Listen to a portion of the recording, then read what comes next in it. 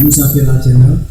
Malam ini kami juga kedatangan beberapa teman yang luar biasa juga, seperti pada podcast yang pertama.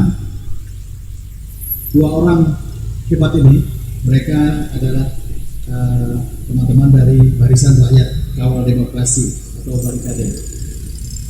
Mungkin pertama saya minta kepada Bro Erik, silakan perkenalkan diri. Ya. Barikade. Terima kasih dikasih kesempatan. Kami merasa terhormat di Nusa Viral Mas Erik dari Jakarta Kepala Bidang ya. Iya, ketua bidang. Di Barikade 98. Nah, selanjutnya kita akan berkenalan dengan Ketua Kepri. Silakan Bang Iwan. Ini kalau di Kepri biasa kita kenal Bang Iwan Gondrong. Bro Iwan Gondrong. Atau nama yang tidak gondrong itu Pak Bang Rahmat Kurniawan. Silakan Bang Rahmat. Terima kasih ya. Assalamualaikum warahmatullahi wabarakatuh. Saya Rahmat Kurniawan.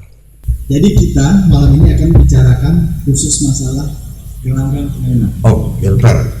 Oke, siap. Masalah gelanggang permainan mungkin di PP ini hampir kita semua tahu bahwa persoalan gelanggang permainan ya apa tadi Gelper ya. Gelper.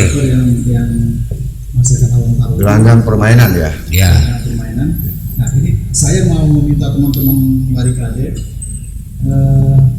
kira-kira menurut teman-teman Barikade itu persepsi teman-teman di sini mengenai gelanggang permainan yang banyak beroperasi di Kepri, khususnya di Batam ya. Batam karena mungkin Batam ini kan lebih enaknya kita bilang di kawasan Batam ya. Bintan Karim. Nah, mungkin ke Bang Iwan dulu. Persepsi dari gelanggang permainan ini positif negatifnya seperti apa? Jadi gini, saya secara pribadi, kita bicara konteks pribadi ya. Apapun kegiatan, ya, selagi dia memiliki izin itu legal. Ya. Apapun jenis kegiatannya, selagi dia diberikan izin, benar tidaknya, dan itu patut atau tidak, itu legal di mata hukum. Ya. Itu satu dari saya secara pribadi. Namun ada hal-hal yang dikategorikan ilegal. Ilegal ini kan banyak nih. Kegiatan tanpa izin itu salah di mata hukum. Ya. Contohnya banyak sekali lah kalau kita mau sampaikan. Tetapi pengerucutan bahwasanya cerita tentang gelanggang permainan ini kan tanda petik nih. Gelanggang permainan itu macam-macam nih. Ada adu ayam. Jelas tuh pidana tuh. Kalau saya ya pribadi, mau ada izin nggak ada izin sama itu. Itu orang jadah. Bahasa kasar saya itu mengatakan itu orang jadah. Kenapa? Menghilangkan nyawa. Ayam sehat diadu sampai luka, akhirnya mati. Tapi bang kalau ayam itu sadis. Nggak ada izinnya itu. Nah, artinya kan tidak semua orang menginginkan itu. Itu satu. Adu anjing itu juga sebuah kejahatan. Ada di mana itu? Ada. Ya. Batam ya? Ya, apakah di Batam atau di luar Batam itu ada, ya. Terus adu jangkrik. Ya, yang hidup itu diadu itu loh. Nah, ini kan sebuah fenomena yang miris. Namun ada lagi yang lebih lagi fenomena. Nah, ini berkaitan dengan sistem manajemen pemerintah yang mengeluarkan perizinan. Salah satunya gelanggang permainan elektronik. Nah, pertanyaannya, apakah ini sebuah kejahatan? Saya bahas loh sama Bung Erik, bro, ini gimana nih menurut lu? Nah, persoalannya sekarang ini, setelah kita analisa lebih jauh, bicara dalam konteks usaha, ini investasi dalam ranah pariwisata, dan itu juga berada pada basis kegiatan yang berada pada resiko tinggi gitu loh, resiko besar. Dari dasar-dasar itulah makanya kita sampai berpikir kok jadi masalah ya. Mempar itu loh. Menteri Pariwisata itu udah sebentar yang jadi masalahnya di mana sekarang? Yang menjadi masalah yang menurut Bang Iwan kontroversi secara sosial. Oke. Ya. Jadi artinya gini, secara hukum ini legal. Ya. Tapi ada persoalan sosial mungkin ya. Nah, jadi gini, ada hukum positifnya, ada hukum negatif. Hukum positifnya dia punya izin. Artinya izin itu sah melalui online submit system. Kita juga udah pelajari ini. Nah, yang celakanya ada yang namanya hukum negatifnya. Hukum negatifnya adalah hukum sosial. Nah, ini berkaitan dengan persoalan akidah. Makanya tadi saya sampaikan bahwa apa sih ceritanya dari gelar sejarah sampai Ramjadah? Gelar sejarahnya kita bicara dalam konteks Islami, agamis. Semua agama melarang, Hindu, Buddha, Kristen, Islam terutama. Tapi sebentar, apakah ini sudah bisa dipastikan bahwa itu perjudian gitu? Nah, kategori perjudian itu kan sebuah ungkapan. Tetapi dalam aturan dan regulasinya itu gelanggang permainan. Di mana judinya? Sekarang begini, kita melihat ya di pusat keramaian ada permainan anak-anak nih. Dia main 1 kali lempar bola, menang nih dapat 1.000 atau dapat hadiah. Sementara hadiahnya itu harganya 5.000. Dia beli beli kuponnya harganya 1.000 gitu loh. 1.000 dia dapatkan nilai 5.000. Apakah itu judi apa enggak? Nah, ini mungkin kalau seperti ini kita akan bicara ke pihak yang lain. Nah, mungkin kita bisa. Intinya semua itu dalam konteks sosial kan? Bicara konteks sosial dan itu dikategorikan sebuah hiburan. Yang celakanya hiburan itu dimulai dari anak-anak sebagai konsumen. Itu yang menjadi ini masalah pengawasan. Analisa. Artinya lemahnya pengawasan itu dinas terkait ya, yang mengeluarkan izin keramaiannya siapa nih kita nggak tahu.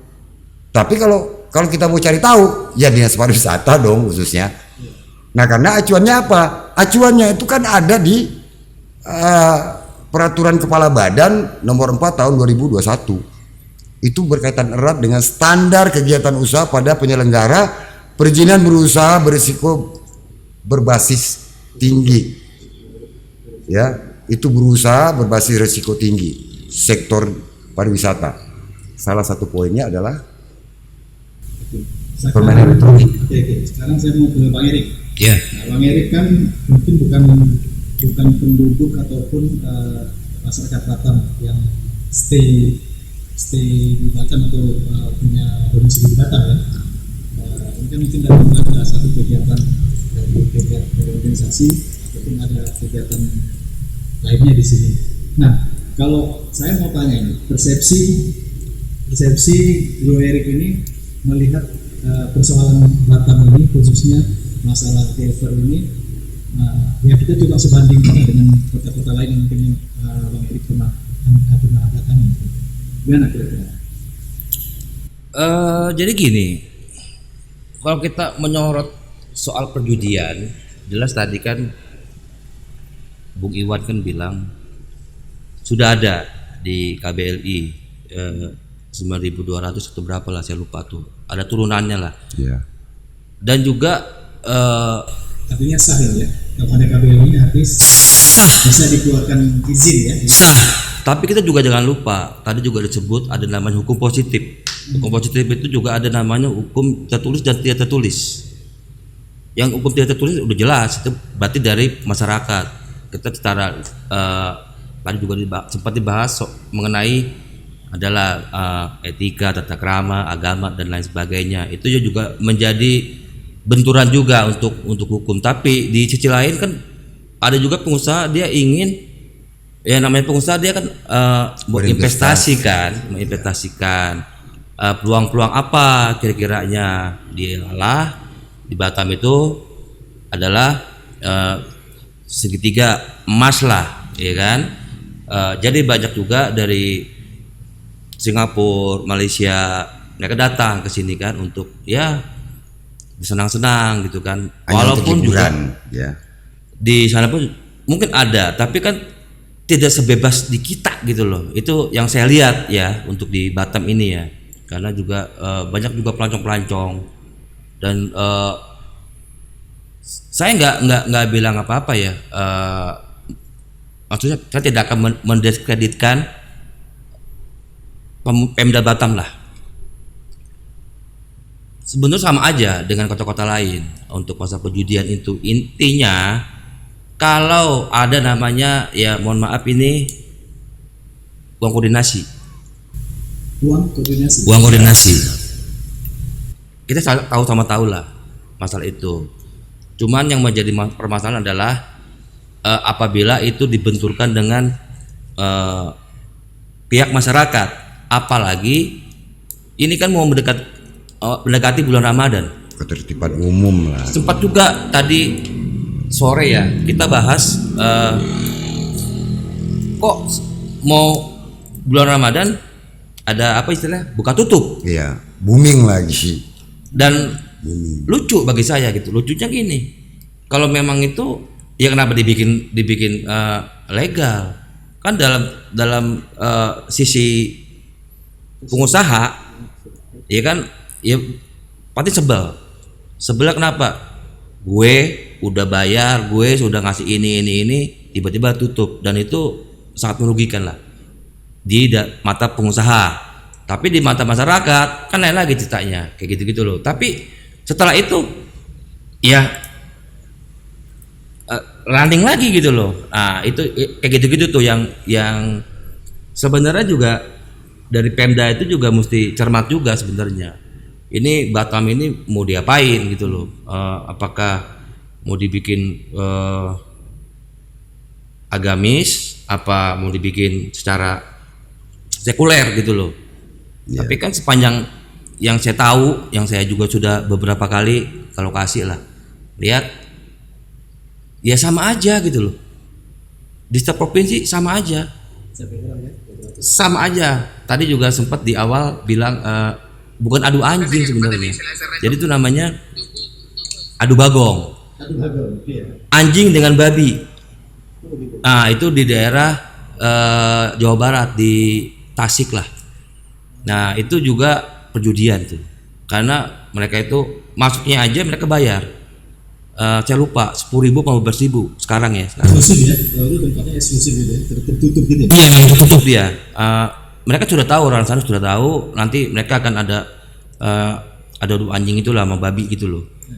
Nah sepanjang itu juga sebenarnya ada juga masalah judi ya. Judi itu kan juga ada yang dikategorikan judi itu bila dia menggunakan uang dia nih dengan memperoleh keuntungan. Sama tadi seperti dibahas masalah anak kecil beli 1.000 ya kan, kupon 1.000 ngambil dapat hadiah apa kayak gitulah. Itu juga sebenarnya bentuk daripada judi semasa kita punya generasi lah dari SD. Itu memang benar. Jadi juga itu juga mesti saya melihat ini sampai mana nih pemerintah merespon lah kayak gitu kan. Itu saya lihat masih banyak itu di hampir setiap kota lah. Saya kebetulan saya senang di pendidikan. Jadi kenapa saya senang di pendidikan? Karena dari anak-anak kita lah, dari TK, SD, gitu tuh mesti sudah ada yang sudah ada yang pengawas lah atau pengontrol sosial, bahwa nanti itu kemungkinan besar itu akan menjadi generasi yang tidak baik gitu loh. Dan itu saya belum lihat sampai detik ini pemerintah melakukan itu gitu, giat-giat untuk melakukan pencegahan tersebut. Jadi dia tadi kembali seperti saya sampaikan ke pengawasan ya, ini di pengawasan pemerintah ya. Iya, pengawasan, tapi juga kita juga nggak bisa munafik bahwa tadi ada namanya kita hidup berdampingan dengan masyarakat yang agamis lah. Jadi memang ini dilema juga sih ya, dilema. Di satu sisi pengusaha juga mereka juga memperkerjakan orang, mereka juga ingin mungkin mencari keuntungan, tapi di sisi lain ada masyarakat yang tidak ingin terganggu, macam-macam lah alasan untuk itulah. Jadi kalau saya sih tidak kerana masalah agamis ya, karena kompleks gitu loh, dan itu juga ada lagi narasumber yang lebih kompeten lah. Tapi itu juga menjadi dilema dengan pemerintah karena mereka sudah mengeluarkan izin tadi di OSS tadi di KBLI 9.200 something lah. Iya, jadi apa? Saya tertarik tadi, saya menggarisbawahi bahwa kegiatan ini ya, pengusaha itu mereka mengeluarkan biaya koordinasi. Ya. Nah, ini kan tadi sempat sahabat Bu Erik sampaikan tadi, saya sangat mencatat tadi menggarisbawahi ada biaya koordinasi. Namun setelah mereka juga melakukan kewajiban mereka dalam koordinasi dengan para pihak operator Stakeholder lah. tapi masih ada terjadi pembatasan-pembatasan gitu ya. Nah ini Bu Erik melihat dari sisi koordinasi dari pihak pemerintah sendiri, dari pemerintah daerah, aparatur kepolisian maupun kejaksaan atau dan lain-lainnya itu gimana ini persoalan ini? Jadi begini, kalau saya nih pengusaha, saya mau membuat suatu usaha itu pasti kan sekarang ini kan lewat OSS, melibatkan NIB. Di NIB itu kan kita akan melihat nih klasifikasi usaha kita apa sih sesuai dengan akte. Kita tulis kan tuh KBLI berapa. Nah, setelah kita melayangkan atau kita mengajukan secara online di OSS, nanti ada tim verifikasi. Itu adanya di bawah pemerintah. Tapi kalau di Batam mungkin agak unik ya. Iya. Ada satu ISS itu yang berada di BP Batam, ada ISS yang di pemerintah kota. DPMPS. Jadi kalau yang di BP Batam itu mungkin untuk investasi-investasi yang sifatnya PMA atau PMDN ya. kemudian yang skala besar, mungkin yang di daerah mungkin yang kecil ataupun kegiatan-kegiatan yang berKM seperti itu. Ini gimana? Ini ada dua aksesnya di sini. Dan ini dua-dua bisa saja digunakan menurut saya. Iya. Sudah pasti, karena kenapa? Lokus and fokus itu kan di Batam. Berarti logikanya ya Pemda sini. Nggak mungkin dong dari pusat sana. Nggak mungkin. Pastinya dia akan Sinkronisasi. Pemda setempat pasti akan melihat lokasi cocok atau tidak. Barulah nanti akan ada namanya surat setuju atau tidak setuju. Saya tidak tahu di Batam ini mereka sudah mengantongi atau tidak. Karena begini, jujur saja, saya pun juga ada nih usaha. Saya juga mengajukan NIB, tapi saya tidak mengajukan untuk tim verifikasi itu ke tempat saya. Tapi kan NIB sudah ada. Biasanya kalau di OSS kalau kita klik, kita lihat NIB terbit, tapi untuk verifikasinya belum ada verifikasi. Nah, ya kalau makanya kalau untuk di Batam ini kan saya tidak terlalu dalam gitu loh ke ranah situ gitu loh. Tapi intinya masalah perjudian itu dari pemerintah sudah ada legal standing, sudah ada. Itu sudah jelas. Ya, jadi kita mungkin di sini coba mengambil satu konklusinya bahwa apa yang dilakukan itu sudah memenuhi izin dan standar yang ditetapkan oleh pemerintah gitu ya. Kontroversial. Iya. Ini izin yang kontroversial. Artinya begini. Jelas. Saya melihat di saat sebuah proses perizinan itu diberikan, itu kan ada pertek tuh. Pertimbangan teknisnya apa sih? Ya enggak, kita kan harus tahu dan itu harus ditaati dan itu merupakan SOP dari sebuah rencana kegiatan. Kenapa saya katakan izin KBLI 9.200 ini, mohon maaf ya, 9.200 adalah izin kontroversi karena dia berbau perjudian, kegiatan ketangkasan dan gelanggang permainan. Tapi dalam konteks di sini saya tidak mengatakan permainan itu semuanya judi. Oke? Nah sekarang kita lihat nih bentuk permainannya apa. Dia melengkapi SOP-nya apa nih? Ada time zone. Itu ketangkasan elektronik. Ya, ada lagi namanya kasino. Itu elektronik semua. Tapi bukannya kasino itu kalau dalam mindset kita masyarakat awam itu kan udah masuk ke satu perjudian. Kegiatan perjudian kan. Kasino itu kan adalah tempat. Ya. nama tempat itu loh. Tapi yang dikategorikan judi itu siapa? Orang yang punya niat untuk masuk ke dalam itu yang perlu ditegasin. Masuk dalam suatu arena permainan, kalau dia tidak memiliki fasilitas finansial yang memungkinkan dia untuk main, orang mau main nggak? Ya. Kadang gini, maaf, ini kita diskusi dalam aja ya. Persoalan yang sekarang yang banyak masyarakat lihat itu di kegiatan-kegiatan seperti itu. Mudaratnya, banyak mudaratnya. Jadi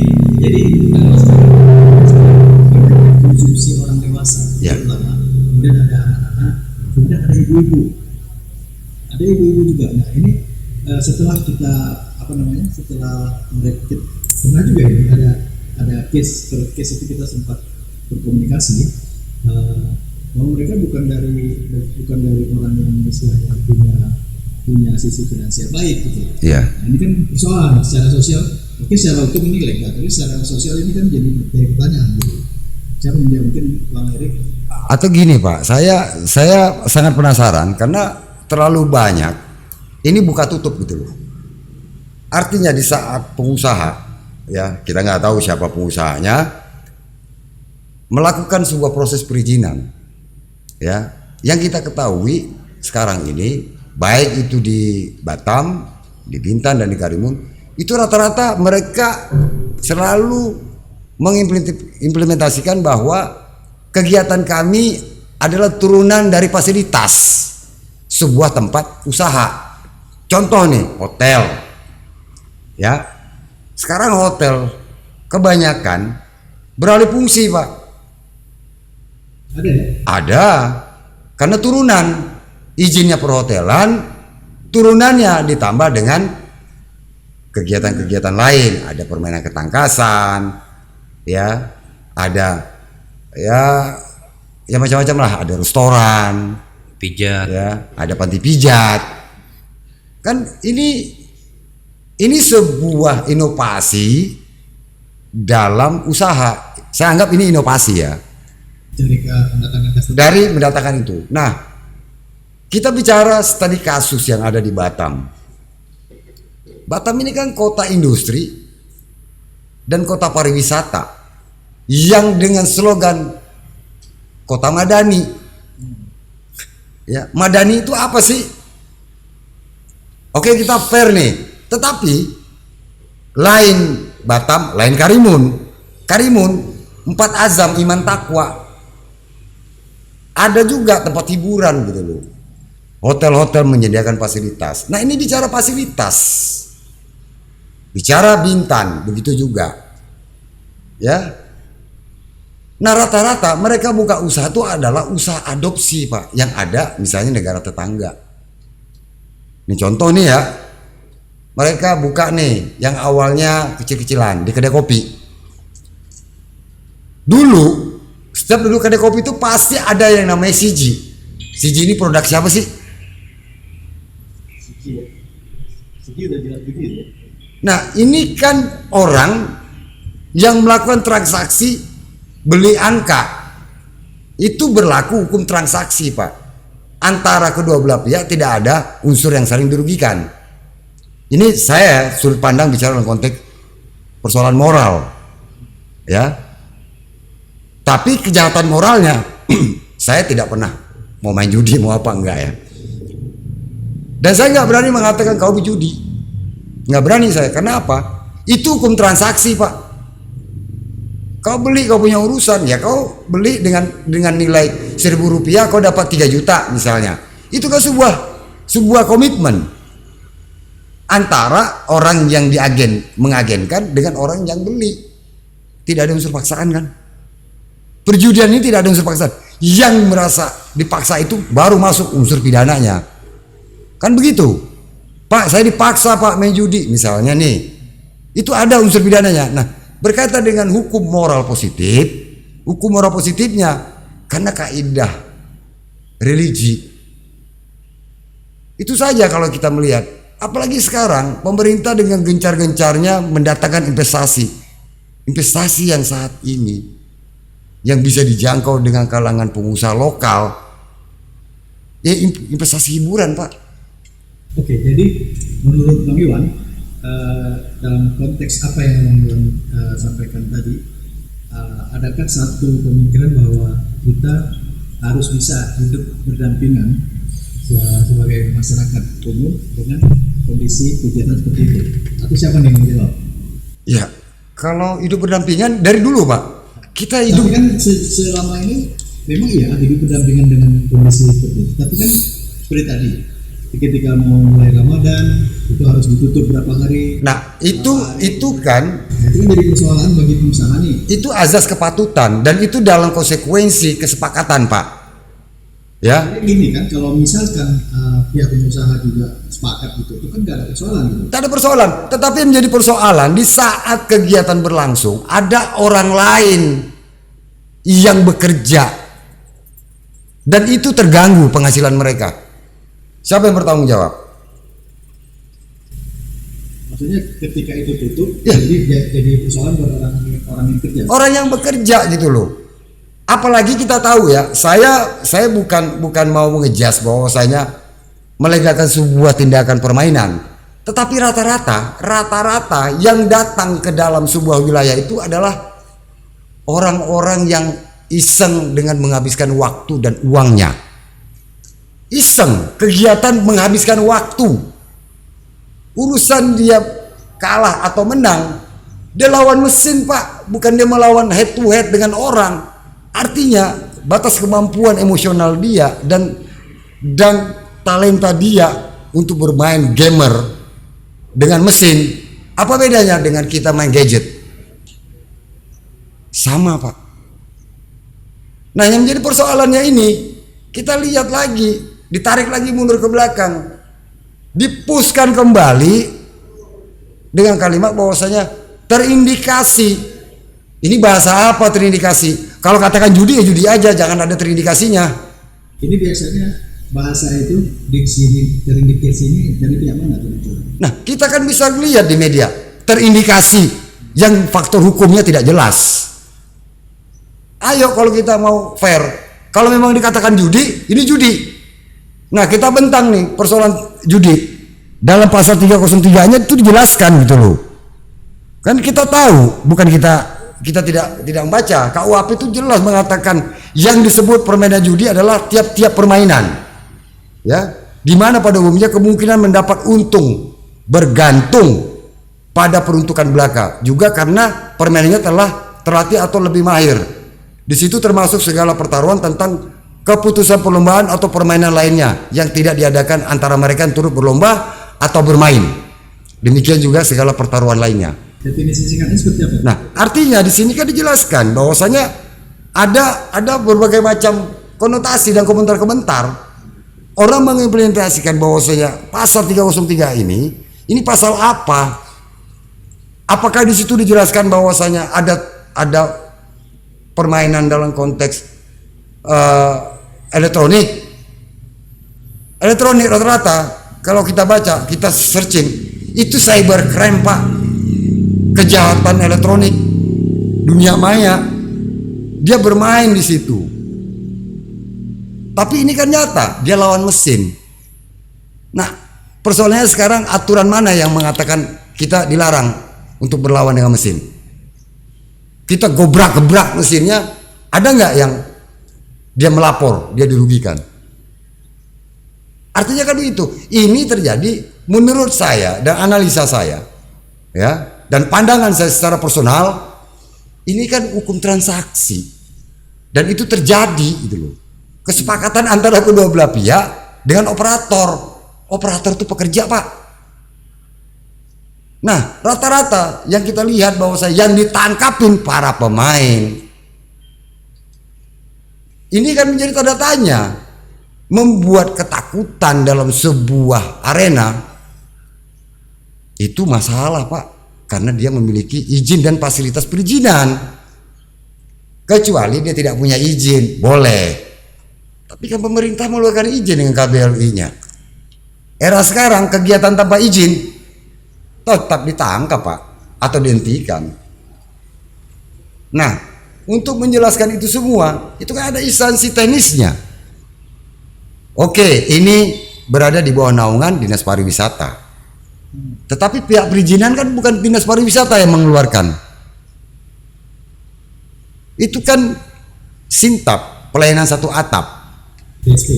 PTSP. Nah, PTSP itu kan terintegrasi langsung ke pusat. Bukan oknum orang per orang. Bukan seperti dulu, Pak. Bicara konteks koordinasi, ya, kalau sudah memiliki jadi koordinasi apa? Nah, makanya saya bilang, saya debat kemarin sama beliau. Bagaimana kalau seandainya kegiatan gelanggang permainan ini itu masuk aja ke kas daerah, dijadikan retribusi. Kenapa? Orang jor-joran ngabisin duit, ya. Dia kelebihan duit, urusan dia bekerja mati-matian itu urusan dia. Tidak ada satu orang pun yang bisa menjamin bahwa saya besok pagi kau makan apa enggak. Karena apa? Hobi judi itu hobi, Pak, bukan penyakit. Beda dengan orang selingkuh, itu udah penyakit. Ini perjudian, Pak. Hobi. Dari hobi jadi kebiasaan, akhirnya mendarah daging. Nah, itulah konsekuensinya. Makanya saya katakan sama Bung Erik, saya minta pendapat, bagaimana sih ceritanya bisa sampai terjadi? Kategori bisa dikategorikan pidana dalam sebuah tempat hiburan. Jelas kok dia mengatakan. Ini versi saya dan beliau, ya. Kita tidak ini.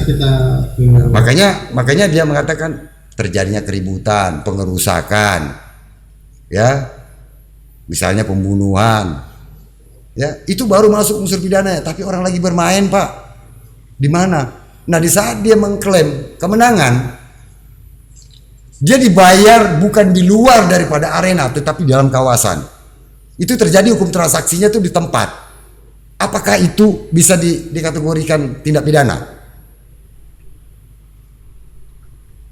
Transaksi di tempat. Bisa menjelaskan yang disampaikan Bang tadi? Jadi intinya gini ya, intinya untuk kita tuh masih kacau balau lah untuk masalah undang-undang ya, karena masih banyak tabrakan kanan kiri atas bawah gitu. Kalau menurut saya harusnya tuh tempat-tempat seperti itu dulu kan pernah ada tuh istilahnya lokalisir. Ya. Jadi menurut saya lebih baik ke situ. Jadi dari pengusahanya sendiri pun mereka tidak ada rasa takut atau was-was lah ya. Mau hari raya apapun mereka mesti tidak jalankan kegiatan mereka gitu loh. Kalau menurut saya sih ke situ ya. Cuma saya juga nggak tahu juga memang untuk di Batam sendiri. Yang saya lihat sih memang menjamur lah untuk kegiatan tersebut. Cuman yang nggak fair tadi itu mereka sudah ada izin segala macam dan ya uang koordinasi lah atau uang siluman lah. Mereka kan masa rugi gitu loh. Jadi itu juga menjadi problema juga. Misal saya pengusaha amusement, saya kan juga merasa keberatan dibatasi jam operasional saya. Padahal saya selalu memberikan kontribusi kontribusi lah bahasa halusnya. Nah, tapi sisi kan saya jadi hilang nih saya punya pendapatan walaupun nggak banyak, hitungannya kan juga saya pribadi pun juga kurang tahu juga nih pastinya berapa pendapatan itu, tapi yang jelas ada sesuatu yang hilang gitu dari pendapatan mereka lah. Nah, jadi itu tadi kalau saya dilokalisasi aja untuk maksudnya dilokalisasi ini di tempat lokalisir ya. Iya.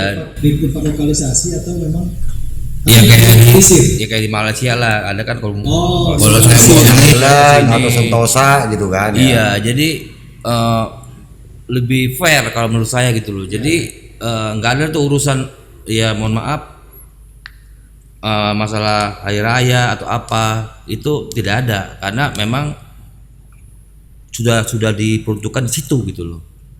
Saya juga heran dari dulu itu pemerintah kan juga di Jakarta deh pernah juga dibikinkan kayak gitu kan, tapi tetap aja nggak jalan gitu loh. Ali Sadikin aja bangun Jakarta dari uang judi. Iya, jadi sebenarnya tuh ya kalau saya pribadi sih tadi itu lebih bagus ke situ lah. Jadi kalau orang udah tahu nih mau judi nih, oh saya mau cek ke sini gitu loh. Kayak Makau lah, Makau juga sama kan. Orang sana tuh pasti yang jelas bukan pelesir. Kalau ke Makau sudah pasti mereka berjudi, itu sudah pasti 89% lah. Karena kebetulan saya juga cepet lah ke sana beberapa kali, bukan judi sih bukan. Ya jalan-jalan lah. Tapi intinya di sana pun sudah dilokalisir dan juga ini kembali lagi kita kepada masyarakat kita. Apakah mereka open mind atau tidak? Nah ini menarik nih, masyarakat yang open mind. Apakah di sini ada kekurangan ini ya teman-teman berdua membaca ini? Apakah ada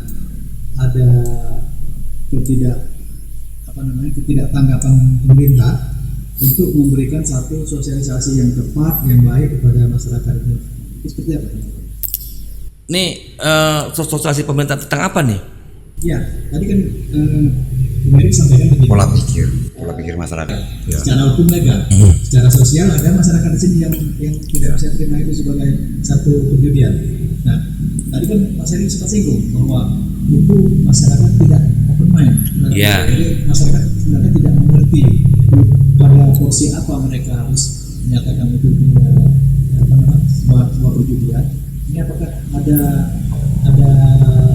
ambil dari pemerintah yang kurang memberikan sosialisasi terhadap kegiatan ini kepada agar masalah sosialnya nggak terjadi gitu? Kalau untuk andil pemerintah saya rasa kurang tepat. Kenapa? Nggak mungkin dong pemerintah sosialisasi tentang perjudian. Bahkan kita ini tadi bicara kalau ini bukan satu perjudian, artinya ini satu hal yang legal, punya perizinan gitu. Oke. Yang ini legal kan sosial masyarakat. Betul. Open mind di sini maksud saya gini loh. Kalau misalnya saya ini konsep saya ini konsep sekuler ya. Jadi lu gue sepanjang tidak mengganggu ya sudah silakan saja. Kembali ke masalah tadi mengenai perjudian atau apa istilahnya yang mana petik tidak selaras dengan bangsa kita khususnya daerah Batam. Tetap aja kalau menurut saya tetap bikin namanya ya lokalisasi aja lah. Mungkin nggak? Nanti harus ditetapkan juga sesuai perda. Ya itu nanti kan bagaimana para pihak ini bersepakat itu. Jadi mohon maaf Pak Azhari. Jadi gini ya, kadang-kadang kita juga harus fair dong.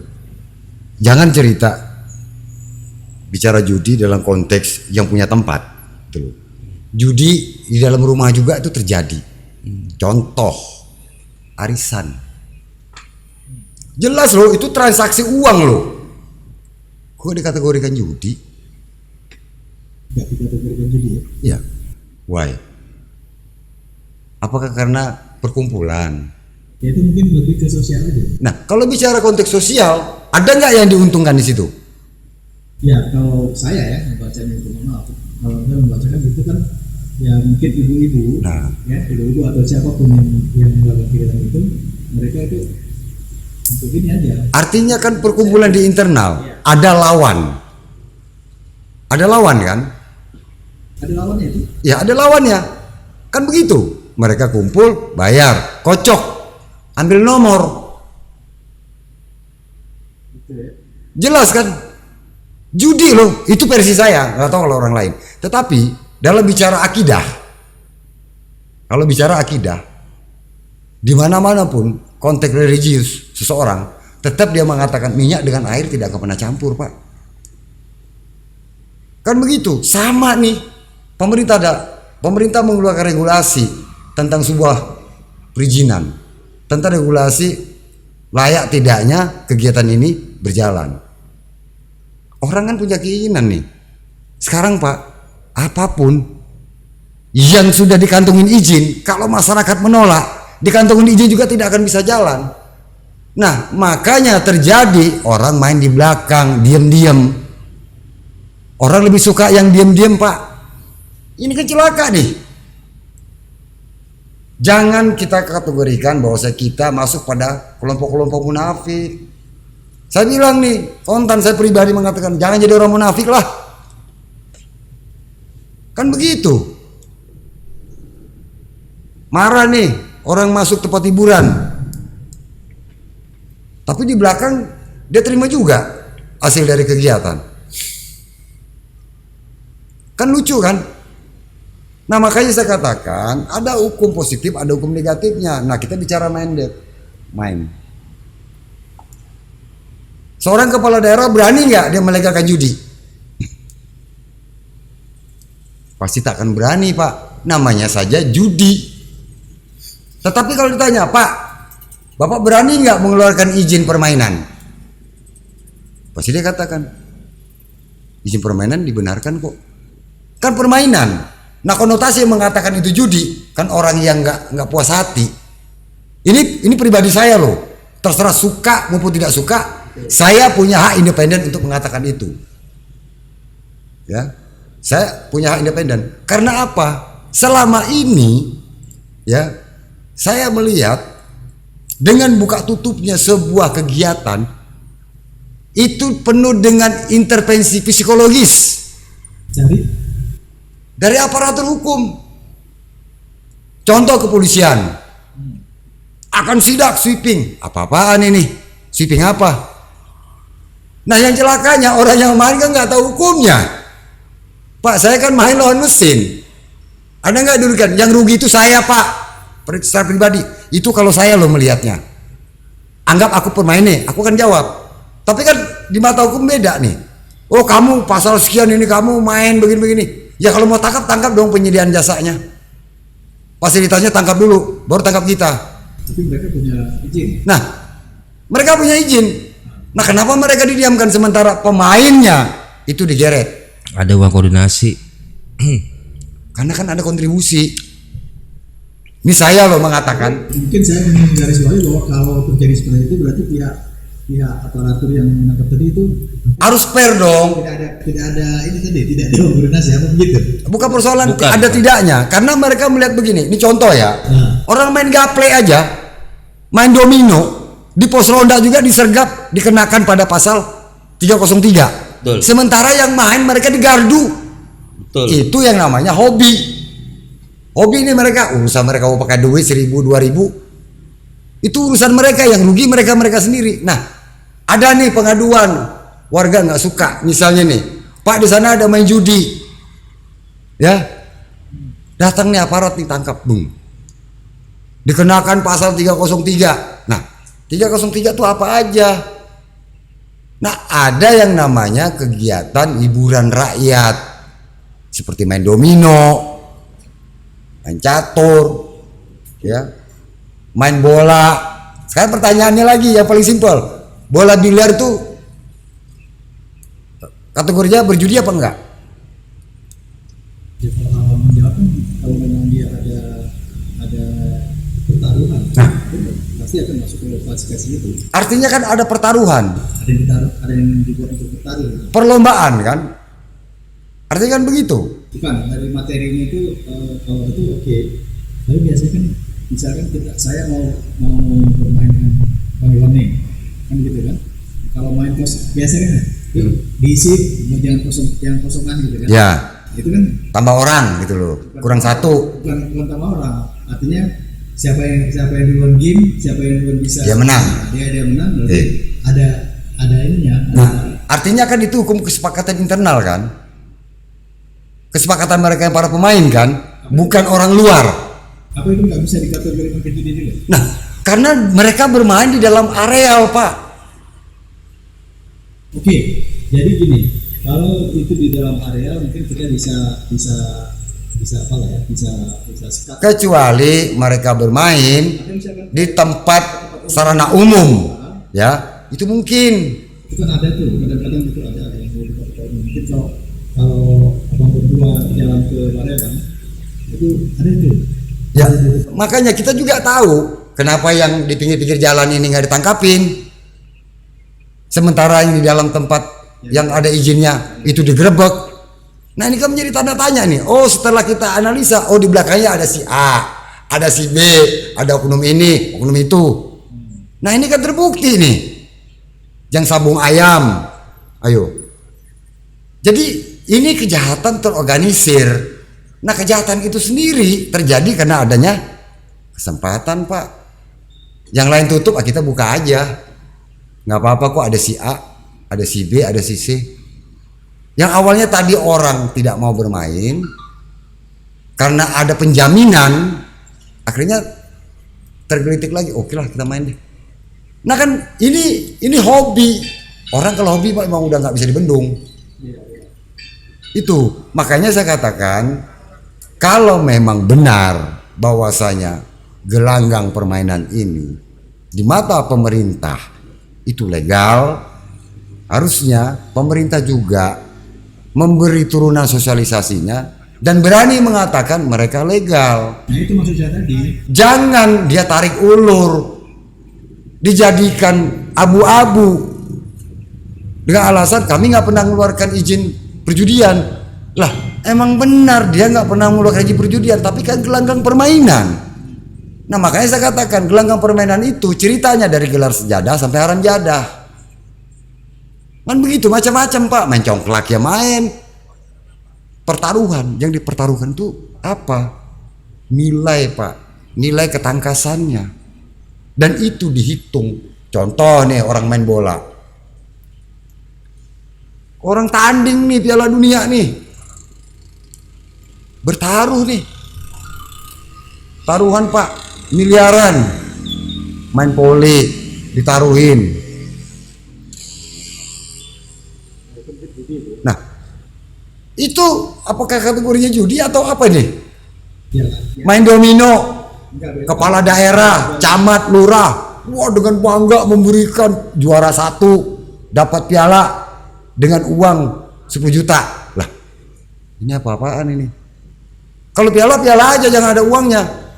Artinya orang masuk. Saya rasa itu konteks berbeda ya. Nah, konteks berbeda arti kata begini, itu kan bukan sesuatu yang butuh di situ kan ada hukum positifnya kan, karena itu keramaian yang memang tidak setiap hari. Itu tidak masuk dalam kategori itu ada satu apa namanya izin lah tadi kan bicara dulu. Izinnya kan izin kegiatan. Malaysia bicara ini bahwa kegiatan apa namanya tadi kegiatan teater ini ada sisi sosial masyarakat menjadi sebagai ini, sementara teman-teman barikade ini menyikapi bahwa di situ ada legal dari pemerintah yang diberikan kepada si pengusaha. Namun ada beberapa oknum juga yang mengambil kesempatan seperti aparat hukum yang mencari-cari kesalahan. Jadi gini, Mas Azari. Secara pribadi saya menolak perjudian karena itu hukumnya mudarat dalam bicara tentang hukum religi. Oke, mudarat semua. Tetapi dalam hukum bisnis tidak berlaku Pak,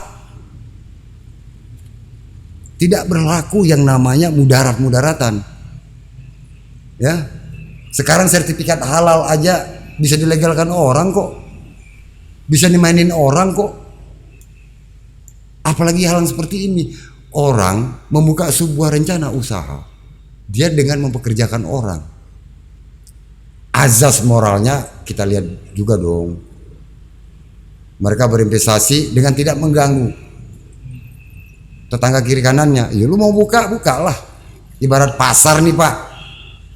Kau jual beras, aku juga jual beras. Nggak ada yang ganggu. Artinya sama-sama beras nih. Nah, kalau bicara konteks perjudian, siapapun orang tidak akan pernah mau terima.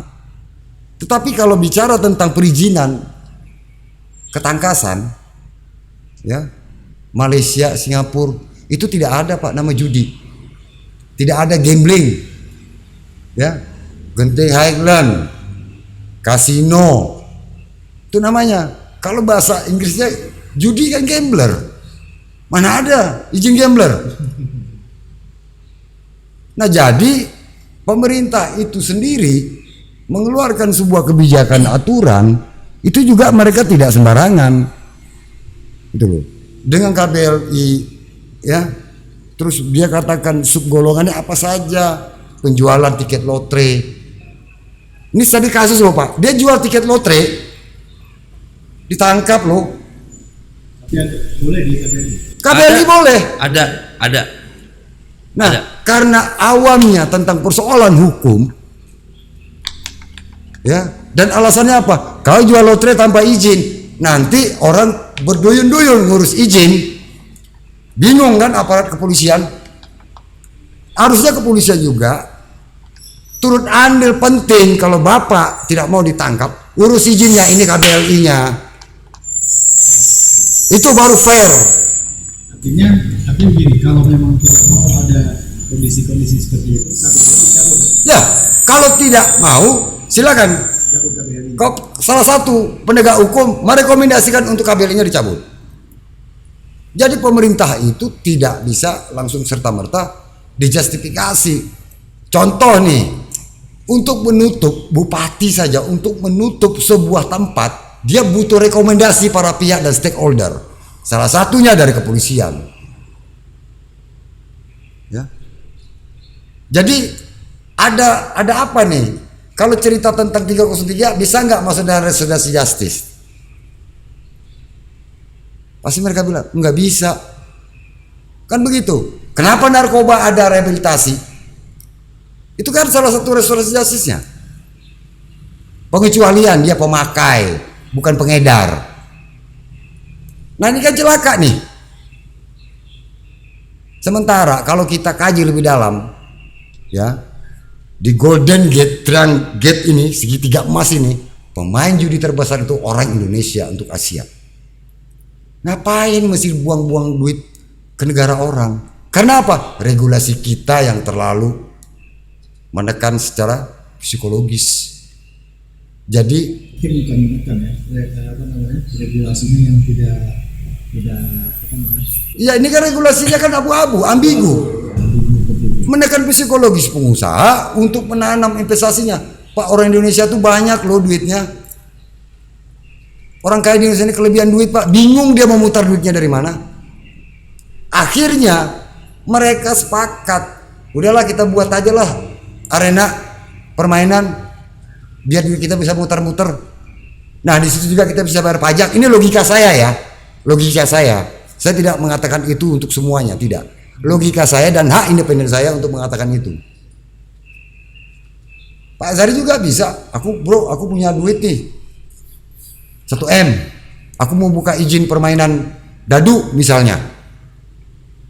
Boleh Pak, urus aja izinnya. Bapak punya tempat nggak?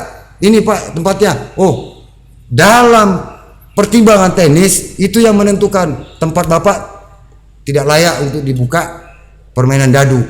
Bapak kan tanya lagi, layaknya di mana? Oh, kami menentukan tempatnya di sini. Harus ada solusi Pak. Jadi bukan karena ada tekanan intervensi politis dan secara psikologis ya di blow up, akhirnya semuanya down. Yang rugi siapa? Para pihak Pak, bukan para pemain loh. Orang yang sudah berinvestasi, kita kan nggak tahu nih orang mutar uang. Ini kan kejahatannya sama aja seperti kejahatan money chain. Berani nggak orang bongkar money chain? Hanya karena dia punya izin OJK. Sementara transaksi mata uangnya berapa banyak? OJK itu kan bisa dilihat. Jasa keuangannya khusus dolar US, Singapura atau apa nih. Sementara dilihat tuh begitu banyak mata uang. Ada nggak izinnya? Enggak Pak. Makanya kita tidak mau adanya intervensi terhadap sebuah produk hukum yang namanya perizinan. Nah kalau memang punya izin, tangkap. Nah kalau dia masih mengatakan ini fasilitas hotel, pertanyaannya yang datang itu tamu hotel atau bukan? Kan begitu. Kalau memang dikatakan itu bukan tamu hotel, artinya dia kan pengunjung biasa. Pengunjung biasa ini kategorinya apa? Hobi, Pak. Ini kata saya ya, bukan orang ujuk-ujuk dipanggil kau main judi ini, nggak ada. Hobi sama seperti zaman kecil-kecil saya dulu, main video game, main dingdong, Pak. Duit 100.000 habis, hanya beli koin untuk main game, tungtang. Duit habis, pusing, mau kemana? Karena itu hukum kepuasan dan itu terjadi hukum transaksi. Kita mau lagi, saya kalah main ini, ntar duit saya kembali dong. Ya nggak ada. Hukumnya hukum transaksi, Pak. Jadi saya melihat dengan adanya fenomena-fenomena seperti ini, harusnya kan ada sosialisasi juga dari aparat penegak hukum. Jangan main caplok, jangan main intervensi, seolah-olah dia sebagai panglima tertinggi. Salah, Pak. Ya, selama ini pengusaha itu terus ditekan secara psikologis dengan yang namanya sweeping. Akan ada razia, ini apa-apaan. Sementara kami punya izin. Nah, kenapa nggak dipikirkan bahwa kejahatan-kejahatan lain yang lebih merugikan? Kan seperti itu. Nah, saya melihat kalaupun memang mau fair, bahasanya sangat simpel buat saya. Minyak dengan air nggak campur, Pak. Nah, asal pemerintah daerah itu berani untuk mengambil sebuah keputusan. Jadi keputusan itu bukan untuk satu orang.